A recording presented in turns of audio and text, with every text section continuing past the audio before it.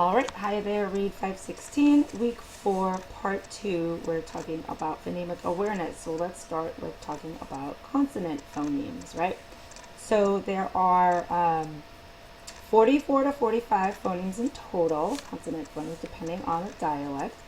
And consonants are made with what we say a constricted vocal tract. So with vowels, right, you say them with your mouth open, and consonants, you say them with your mouth closed. So this page from your core text shows you the consonant phonemes that you can find in standard American English, and it gives you a keyword, and that keyword has the phoneme used in the way that it's most frequently heard.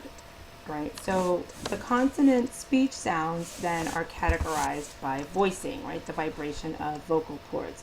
So we say that a voiced consonant is when your vocal cords are vibrating, and a voiceless is one in which they are not. So think about or focus on the place of articulation. So with the consonants, the location of your tongue, your teeth, and your lips when the sounds are produced. And then the manner of articulation would describe how the speech sound is produced.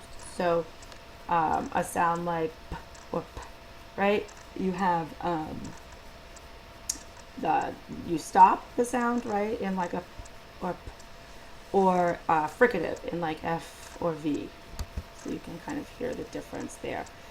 So this again is out of your core text, and this shows you the difference, or points out or highlights the difference in the manner and place of articulation, and it also shows you that the bolded phonemes would be the voiced phonemes, and then the voiceless are not bolded, right? So you can take a look at that, and you can use that to help you in your analysis when you're looking at your assessment data. And then you have your vowel phonemes, and with your vowel phonemes, this shows it to you, but I like this little chart.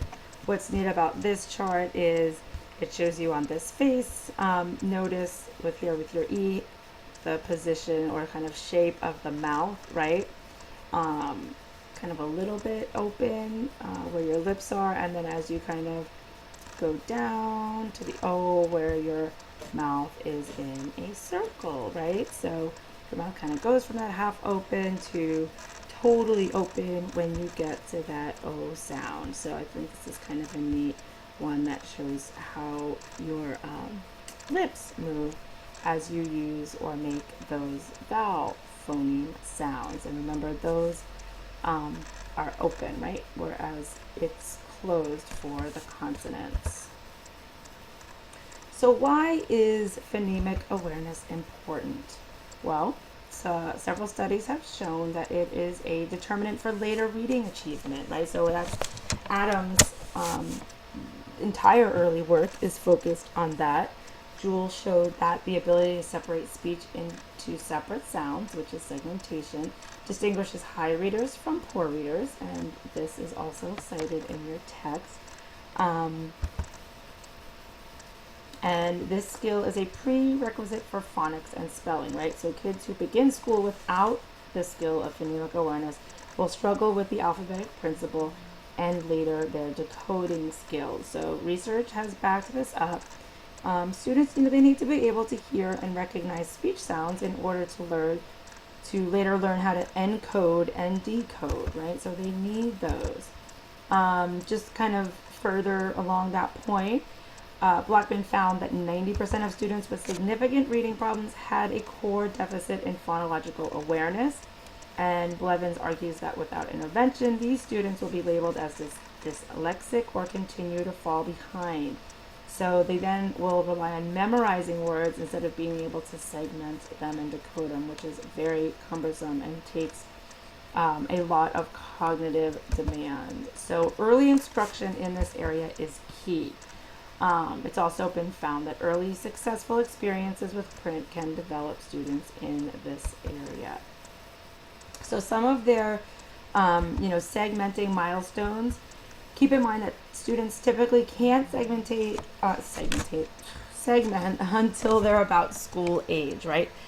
So by age 4, they can segment by syllable, but not quite by phoneme yet.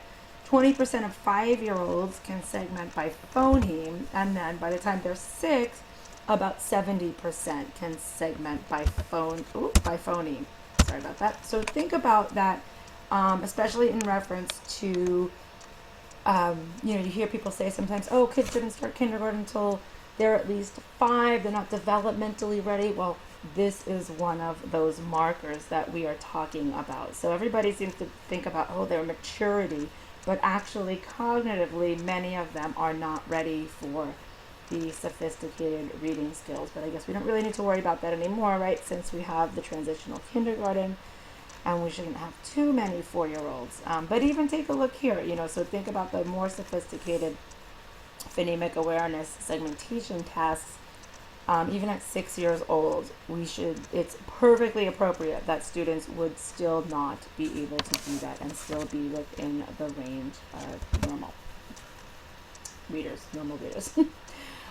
So phonemic awareness assessment. So you start assessing phonemic awareness in mid-kindergarten, but once a student can decode, assessing in phonemic awareness is not generally needed. So they've already put that stuff together, and then you're focusing on the decoding skills. So the oral language should be there if they can decode. If they can't decode, then you can go back and you look at their phonemic awareness. So in terms of the assessments that we're looking for or that you can use for phonemic awareness, before we talked about oral language, we're talking about the core phoneme deletion test, which you are going to give this for session 2, the phonological segmentation test, which you're going to give as well.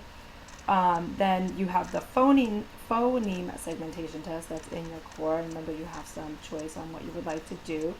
One that we like also is the phonics A to Z. So from your phonics A to Z text that you had in 508, that phonemic awareness assessment is nice, it's comprehensive, it covers a lot of these tasks in one assessment.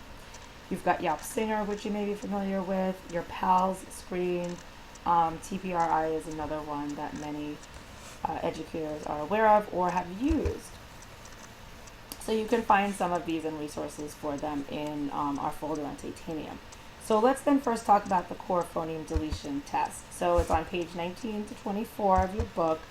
You're going to be asked to use the practice items to teach the task, right? So you want to make sure that the students understand the task before you start the actual assessment items, because you want to be sure, is it that if they get it incorrect, are they getting it incorrect because they don't understand what to do, or are they getting it incorrect because they cannot do it?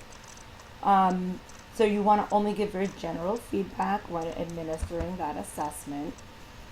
The rules are to discontinue after parts A and B if the child misses any, and then you discontinue part C if they miss 2.